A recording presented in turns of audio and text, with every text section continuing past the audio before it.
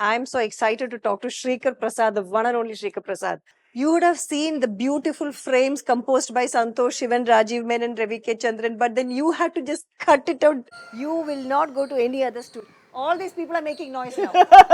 What is this here? உங்களுக்கு Discovery Channel ஓடுதுங்க. Just put your camera and the editors are here. It was his choice to move into the jungle. What can I do?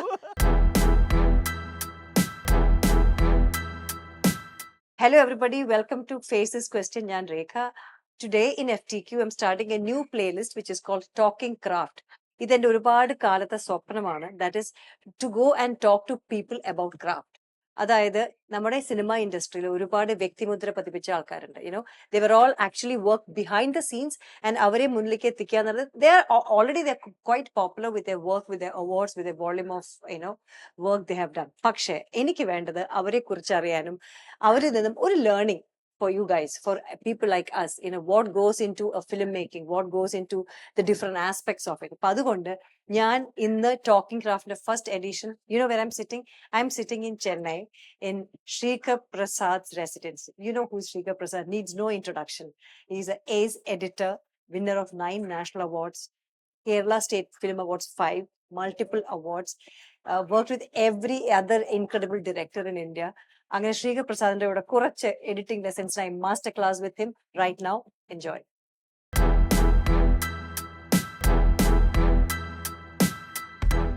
Thank you very much, sir. Thank you so much for coming and giving me this time for Talking Craft. And I'm a big fan of your work. And congratulations for your 9th national award. So to start off, people, I told you in my introduction, I'm so excited to talk to Sreekar Prasad, the one and only Sreekar Prasad. Sir, for everybody, you're a common man. Can you please explain what is editing? Yeah, the thing is that, see, a lot of people don't really know what is editing per se, because it's something which is not in the news or, and maybe the only perception they have is that number of shots are joined together and that's the job of an editor. So, the thing is, although it's partly true that there are, to make a film, they have to break it into various shots to make a sequence. It's impossible to shoot a single shot for a whole sequence and things like that. So, and also to get the close-ups and the emotions right, they cut a number of shots. So, the editor's job per se is to join all these shots, of course, but the thing is mostly to look at the performances of the actors. That's the most important part, because when shooting, it so happens that a same moment is probably done 5 times, 6 times, 8 times, 20 times also to get the right emotion across. The director will be pushing the actor to get it. So that moment has to be captured and put into the edit, so that, because finally it's a visual art. What you see is what you feel. And also, it's not only about performances, it's also about the aesthetics of visual experience. Because it's totally, you're seeing a film which is a lot of visuals, audio, and then performances. So all these, the juxtaposition of these to make it sense, and also to make it in a way that the vision of the director comes across for that scene. It may have further to this, it may have subtext, it may have some metaphors. All these things to put together is the job of the editor, actually. It's a huge job, that weaving the story from the table. If you look at his 2022 films only, there are 600 plus films from 1986. Paksha, if you look at in 2022, started with RRR, Dasvi, CBI 5 for Malayalis, and of course Ponniyin Selvan. Then comes an Indian 2, and in between the Vignesh Shivan's long Tamil film, I can't get the title. Kaathu Vakkala Rendu Kadal. Rendu Kadal only I know, in Nayanthara and Samantha. So, when you sign up a film, what are the process of signing a film, and what is a Sreekar Prasad method of an editing process? See, actually, when I start off my career, there's nothing to think too much, whatever comes your way, you have to grab it so that you make your mark and you actually have work. So that's how it starts, the career, and I think it starts for most of the people. You want to make, you want to make a mark in the industry, and then you get further work. okay, coming to the luxury of now, probably now I have the luxury of working with Any director you want. the films I want to work also with. So now this is broadly divided into two are loyalists and and newcomers. Yeah. So there are some people who have been associated with so many years, and you strike a very good balance between them. So you want to work with them because work has to be also enjoyable. Yeah. You know, the whole process is supposed to The be loyalists enjoyable. are Sakshal Maniratnam. Yeah. Then I think I was looking at his filmography. He should be also Sreekar Prasad Shivan, because all Santosh Shivan films and of course Vignesh Shivan films. Then TK Rajiv Kumar. These are your loyalists across. And I forgot in between. So working with Sri Maniratnam. Okay. He's a man of few words. And how do you starting from Alay Paide to Ponniyin Selvan, what was his whole way of your relationship? Of course, a story has to be told, and that has the final output has to come. But your personal relationship and how did that as you grew up? See, I've been a technician outside, and he's been a famous director before we actually met in '99, because he had a great filmography before that, and I've done enough work before that. But for that particular film, he had actually asked me and wanted a meeting, and I think it was also he had seen Vanaprastham before that, and he liked it a lot, and so then that meeting came along, and then we met, and as usual, Mani sir humbly said they're making a very small film, and it's about newcomers and all that. Would you be interested? I said, of course, I'll be interested, and then what was interesting for me at that time was not even the meeting Maniratnam was, of course, interesting because he's already a proven director and we've enjoyed all his films before that. But the whole idea that he was looking for a change, not only in the editing, but change in the way he was looking at films, you know. So he was looking at a very, because he has achieved enough, so he's trying to experiment. So this was something non-linear, you know, so non-linear structure. So it took a lot of things. We had about 17, 18 versions before we could lock onto it, although it was a very simple film, just because of the idea that we are telling a story which is not a linear fashion, but we are trying to go back and forth in time. Which, whether the people will understand at that time in '99 was more of our concern. Or, I mean, it was just our apprehension. We don't know really whether people would have probably. So this sort of thing, you know, from then onwards, we struck a chord, and you know, I was able to see what he is looking at, and get my bit of it into it, and you know, so that relationship has been maintained, and so it's more like a sort of a friendship on the film. We only talk films and nothing else, but it is over the period of time, no, he bounces scripts off, and so we work on it during the in between time of a release, and there is success, and then there is not so great success. So I go through those different emotions, and we just sit back and think why it didn't, you know, where we failed. So that it's a very good thing because he gives a lot of importance to technicians. And he is very hard taskmaster. I mean, he wants to get the best out, but the thing is that he would probably give enough freedom also for the technician to get him to. So it's like a good, healthy rivalry, I feel. Nice. That's a good word. Healthy rivalry.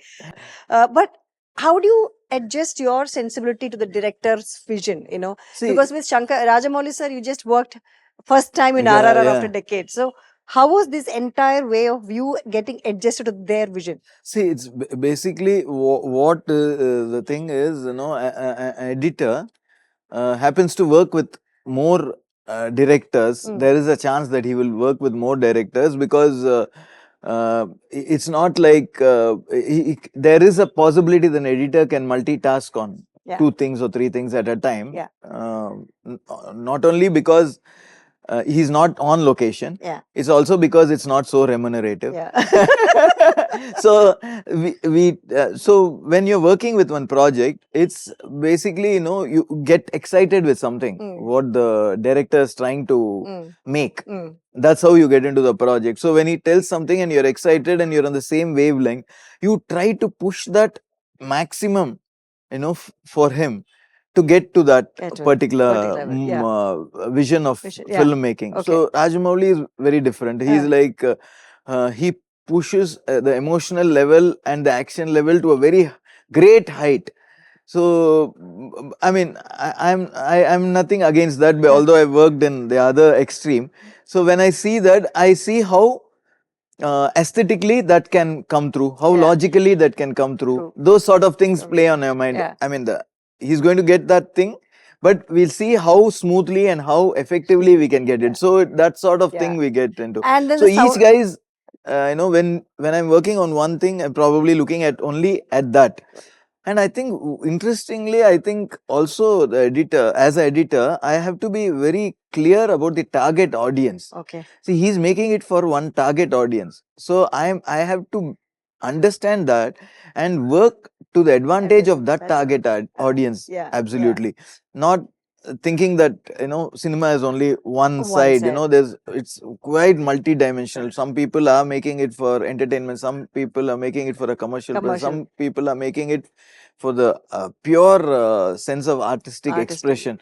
So we just have to understand that and just move. And I've been lucky because I have worked with both extremes. Exactly. So the takeaway for me maybe is that if I work in a Vanaprastham, what I've learned out of that and from Shaji's sort of sound outlook, of silence maybe is that somewhere I'll try to reflect it in the commercial film at some point in some way. You know, it may be very marginal, but still that sensibility will try to get in so that it makes a difference. So when I worked on a film called Thuppakki, which was a very commercial venture, and with the name itself was that, and with Murugadas and things like that. The first thing I asked Murugadas is that, see, I'm trying to, I may not be as glitzy as what you were doing before in terms of edit things, no, because I don't believe in just glitz for glitz. We have done lots of gimmicks and lots of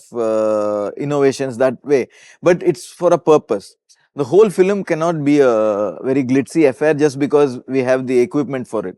So I'm not. So he said, no, I'm also looking for a change. I don't want like that. So when we entered that, and if you compare that with the previous films of his, the edit pattern was a little more straight, clean, like storytelling, you know, and it didn't have the digital effects and things like that. I was seeing that the Thuppakki scene where we are ready, the 12 cells they're getting it. You know, it's like too much of, and this camera and editing came together as a compliment, hand in the glove kind of. So you have seen it all, that analog to digital, right?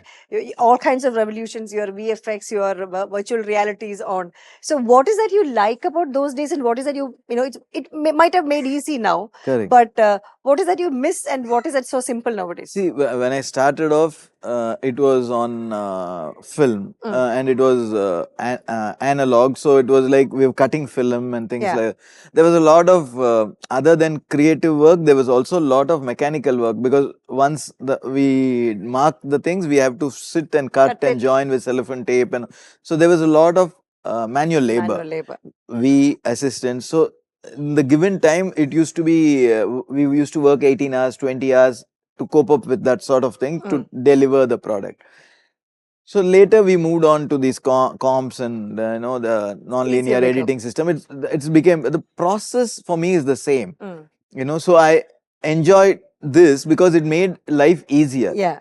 The things we miss is the nostalgia of actually holding the film which is going to get projected. But now that is also gone because there's no film and it's digital. So and also there used to be a sort of a camaraderie because there were more people involved in this whole process, and there used to be labs where for everything you used to go to the lab to do some work and then see in the lab, and then you used to meet more filmmakers. Now we are more confined to our own space. It becomes siloed, that, right? so that sort of an interaction we miss. But over the years, like we moved on to this, and so in that VFX thing, I was asking you that in the RRR scene, where interval scene where Junior NTR comes out with a lot of animals, and there is VFX there. There is a edge of the seat experience there. There is a tension. There is music. There is editing. This is, what was Mr. Rajamouli's directions to you for that scene? See, he's a very meticulous filmmaker like that. So he had a storyboard on the whole thing. But basically, what he looks for is the emotion of the scene. No, so he's looking at, with all this thing happening, he's still looking at a character coming and trying to get the girl. So the emotion is between trying to save the girl. That is what. That and then next part of the scene was his thing is the friendship breaking between two characters. They were friends, and then they know that who they are, and one guy knows he's the cop, and one guy knows he's the guy. The same guy. So there's this tension is what he was briefing us about. Keeping that in mind, all these visual effects were, what you would say, they were drawn and pre-vised. We call it pre-visualization. It's done on paper, and we see that it's going to be like that. But still, we got to imagine how much space to give. I mean, if you have a shot which is they're jumping out, so how many seconds can we keep for the animals to jump out? Because we don't have animals there, or nobody is jumping out. We just have to imagine. So we'll have to create the spaces, and we created that spaces, for that. And but it was a lot of hard work, I must say, from the director also, because he first pre-visualized it on paper, then he pre-visualized it on video, and then he shot and saw it, and so it went on a long process. Looking at the superstar driven films, right? So you have to, I remember the cinematographers has to shot multiple frames for his entry, or even his action, or even his punch dialogues, like for Rajni sir, or Ms. Tala Ajit, or Mr. Vijay, or even for our Shri Mohanlal or Shri Mammootty, and all the stars. So cinematographer makes that extra effort for that punch dialogues, and for that creating that adrenaline rush in the theater. For their superstar to come in the screen. What is editor's contribution to it? It's similar, so how that comes into your mind is also, if you watch a lot of films, I watch a lot of films on the theater also. Friday film, Friday or Saturday, whatever. So you get a sense. Otherwise, I don't think you can make films for that audience if you don't know what is the pulse of the audience. So how much it is. And over the years, we have, it's all exaggeration of a moment. Just to give you a high at that moment. See, how much exaggeration you can do, is in the hands of us, because you can exaggerate to a level where you enjoy it. If you just push it beyond, it becomes a caricature, because you suddenly start talking about it. You will say, oh, he's going on walking, what, nothing is happening. Like that, it can also become, it becomes long. And in Kerala, I watched it more, because they're very critical of it, if suddenly if it's jumping, even films like Yoda, when I did, we were very careful that we didn't put our foot in the wrong place, because we had a lot of action in there. He was jumping around, he was... But he was trained. Although he was trained, we kept it to the minimum. I remember still there was a shot of him jumping and catching something and all that. We didn't use it finally in the film, because we thought maybe there will be a... That was my next question, the audience pulse. When you have to do a Bollywood film, it has got a grandeur. Tamil, you understand all the superstars has got the way. For Malayali audience, as you said, I know how it's not that. But they would watch the same thing if a Telugu guy does it. But we have to be normal, the life. So how does that element for you when you direct, you keep that in mind for all the 17 languages you have done? Yeah, definitely, because that's what I'm saying, when a film is being made, and if it comes to me and I'm read the script, I would, if it's a new filmmaker, I would immediately ask him, whom are you making this film for? And because it's so broad based now. You could make it for OTT, you could make it for the festivals, you Mm. could make it only for theatrical Theatre. experience. So anything can happen. Yeah. So we usually decided by the target audience. No? So somebody wants to make a film and it's about something serious and he wants to exhibit it at the world cinema. So obviously I have to look at it that way, because it will be competing with, if somebody wants to make a film and send it to Cannes, it'll have to. So there should not be exaggeration. It should be subtle. There can't be over dramatics. Right. So that's how we look at it also. So even if by chance somebody is overacted or over dramatic, we try to tone it down to make it, See, India by itself as a country, there's a lot of drama and over dramatics in the street. But still, when you're going and competing, they can't understand that, They would probably understand an instrumentation or a music or a cultural background. But a person shouting and talking and all that, it could be normal in Tamil or Tamil Nadu or Kerala, wherever. But it's not easy for them to understand. So you have to somewhere strike a balance and show it to them. So every film, we have to properly assess where it's going to reach and try to same way it happens for the superstar films also, where you need to exaggerate moments to get the audience. Lot of times I've seen is when I started doing with stars is that they don't even allow you to enjoy the performance of the actor. See, the audience is coming there paying to see only one person, maybe. That's the sort of a fan following they have, lot of stars. And there you come and he's cut into 8 different shots to say one dialogue, which is unnecessary because he's already a proven performer, he would do it. The same way about dance and songs also. So many times I've seen.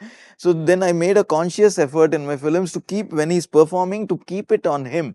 And that is what you're paying for. What is the audience paying for and you're liking. So all these things should play a part in the editor's mind while constructing a film. Same thing. When do you decide that you need to prolong the frame or do you need to cut off the frame? Because audiences no more need any spoon feeding. They'll also use their senses. So where does an editor's hand come in? The guy, the girl or a person to dance or a cry or laugh.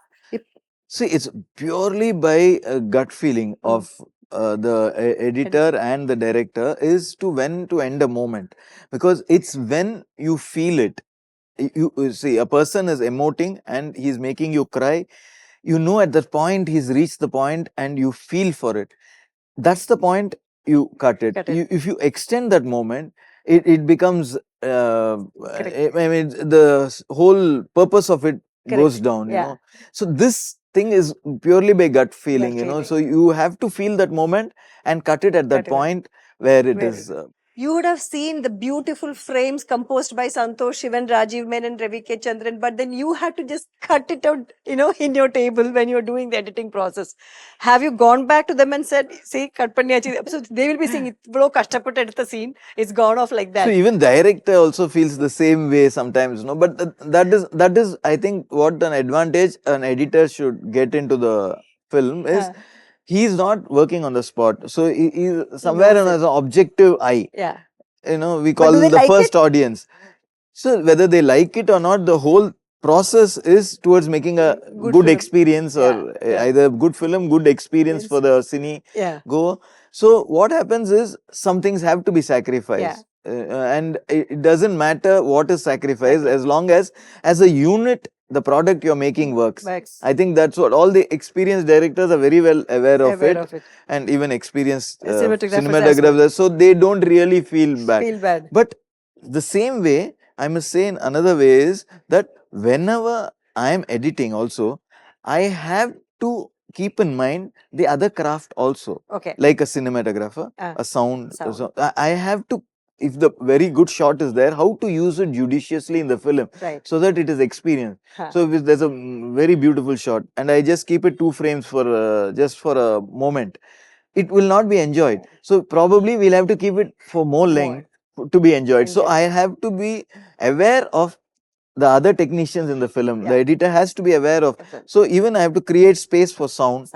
So otherwise, how will he'll put? If I just have 2 people just randomly speaking and there's no the ambience and all that. So you will have to be aware of all the other technical people who are working also, and so that it makes it a very big team effort. According to you, what is a well-edited film? People sometimes say that, okay, slick, fast cut, jump cuts, but for you, what is a well-edited film? See, a well-edited film, is one which gets out of a particular scene at the right moment.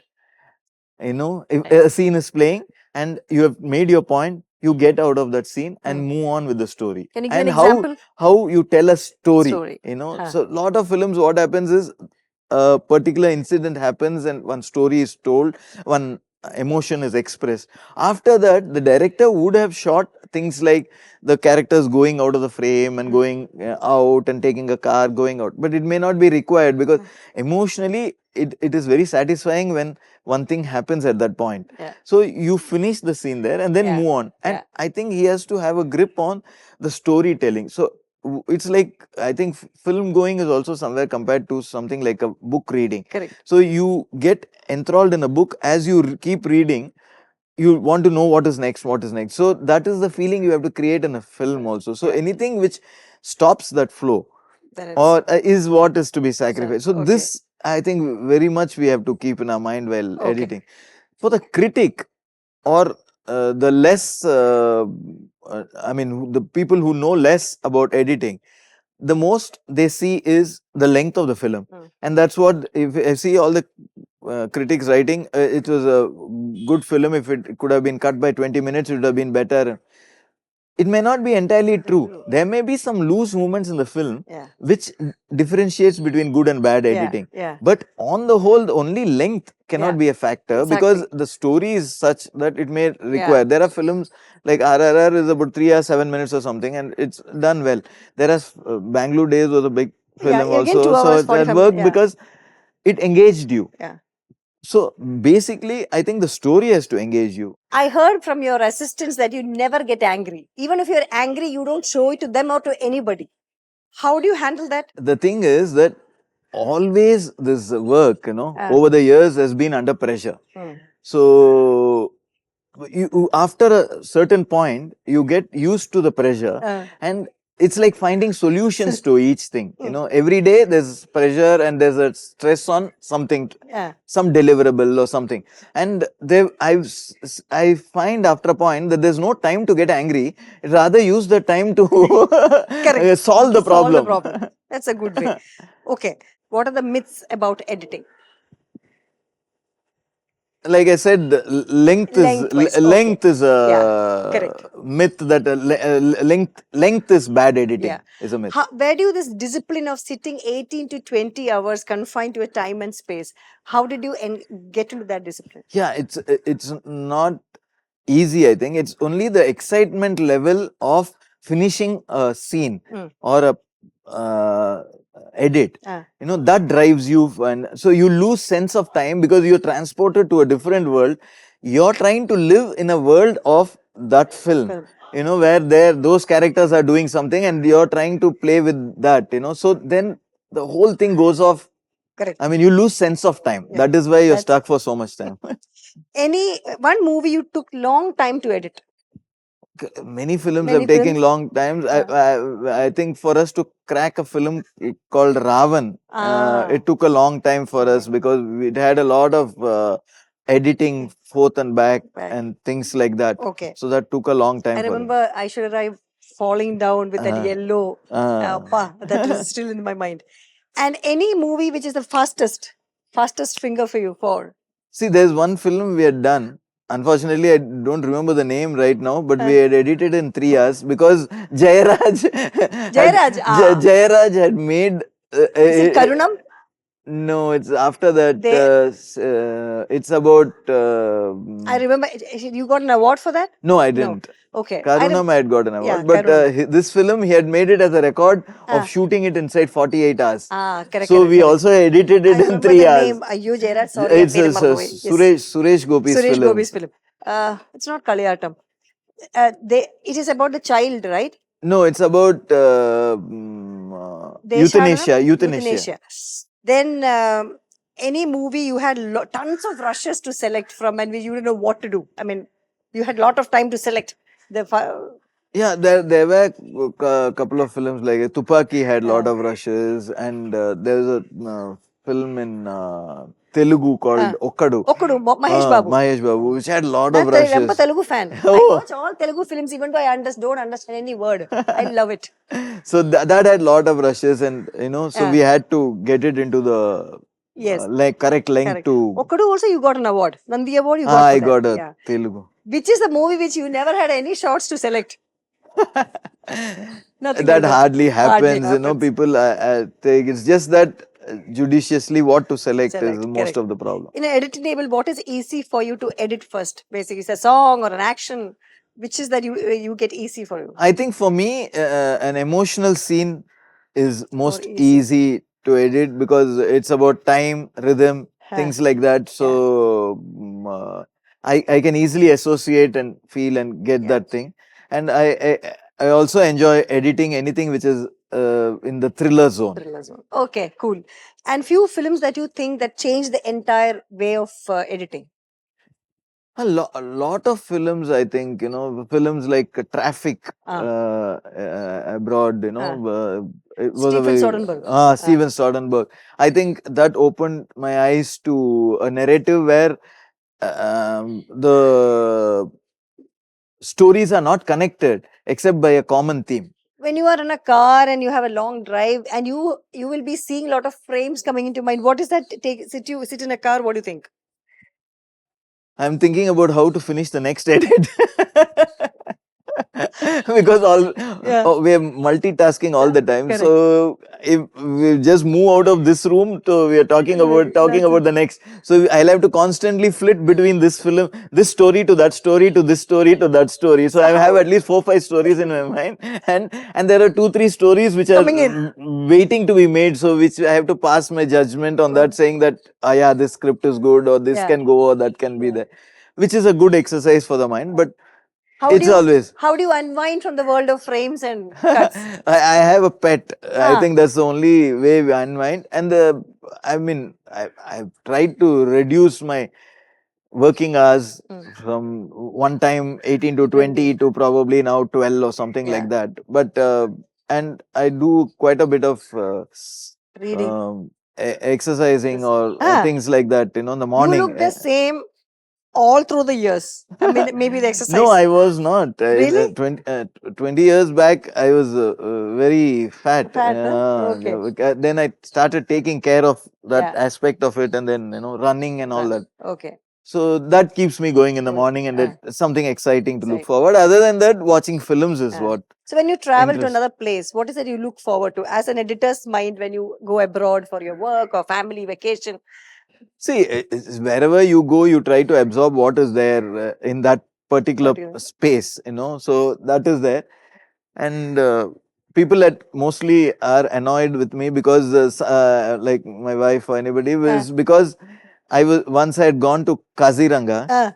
To see the wildlife sanctuary because we had rhinoceros. I was sitting on a rhinoceros, but there was a phone call from my post-production team in Bombay asking me which reel to do first or which reel. So they are all seeing that, and I'm seeing this, and I'm passing my. So they're saying even here. So it's generally in that space for me, where it's always somewhere connected to the film world. You worked with all the incredible directors, all kinds of frames and compositions and songs, whatever you've seen. This house has seen the best and best of Indian films. When are you directing a film? Yeah, that's a question I asked myself a lot because a few years back I'd almost thought of, but then I think I didn't have the guts to do it because every time I look at a story, I'm not yet satisfied with it because I've done so much of work. I want to do something which is very fresh like that, so I've not yet cracked it. Right. Some scenes which keep in your mind for a long time. Tell me some of the scenes which you have, anybody's edited. It needs not to be yours, but any scenes that come to your mind all the time. I say a lot of scenes in Shawshank Redemption just keeps, you alive and things like that. Every time you just, like that. And in my films, like one scene which vividly I can remember for a long time is in Kannathil Muttamital. There was a scene where the kid would ask the mother 10 questions, you know. After we have constructed that scene, because that's one scene whenever I watch, you know, it still strikes a chord with me like that, you know. So in Kamine, we had quite a few of action sequences, like the last action of, you know, it was an action, but it was a musical piece where he's saying something about destruction and things like that. The last thing. That's a So Bharadwaj special. The same thing he did in Haider as well. Yeah. So that sort of things, you know, it's very evergreen in your mind. Talking about Malayalam films for my audience, what are the next Malayalam films you're doing? See, now we have finished one film called Bermuda. T.K. Rajiv Kumar. Rajiv Kumar. So I think it's quite an interesting take on he's done. You know, very interesting point. You did his Kannadi Puttandattu also. Yeah, I've done quite a bit of work with him, and he's a good friend. So he after a gap, he's coming back with this film. So he wanted me to be part of it, and we did it, and it's releasing on August 19th. 19th, yes. So I'm supposed to meet Shane Nigam and Vinay Fort for that. Yeah. So it's a very interesting film. I'm very curious to know how people will react to such a film. Yeah. And then I'm also doing a film which is, I mean, I must really say that I've never seen a man with more passion about a film, Blessy. He's making this film called Aadu Jeevitham based on the book, and he's been waiting for pandemic. He had to wait initially to make the actor go down in weight, and then he had to wait for the pandemic one, then he had to make to second pandemic. Finally, now it's completed now, and we are getting into the final stages of editing right now next week, and hopefully it will. And I'm that's what you could get to do a PS1, then to a Pradeep Gori, then to a Bermuda, then to an Aadu Jeevitham. So this is the entire, you know, the activities you do on the table is actually interesting. So it is just, you see, if I don't do such things, what would happen would probably I will get stereotyped in the mind, not only in content but in stereotype. When you keep dwelling between different genres, you get invigorated. No, you sort of feel like something is there, and finally, I think what everybody as a film technician has to understand is how to make it a good cinematic experience. Cinema, finally, if you consider it as art form and not like a commercial commodity, so how to excel in it and how to make it excellent, so that I think that if you have, you can do all sorts of cinema, I feel. Okay. Thank you, sir. It's wonderful talking to you. I'm going home with a lot of very beautiful insights from this maestro Sreekar Prasad, and a lot of nice thoughts and nice learnings. Thank you very much for this lovely time. Thank you too.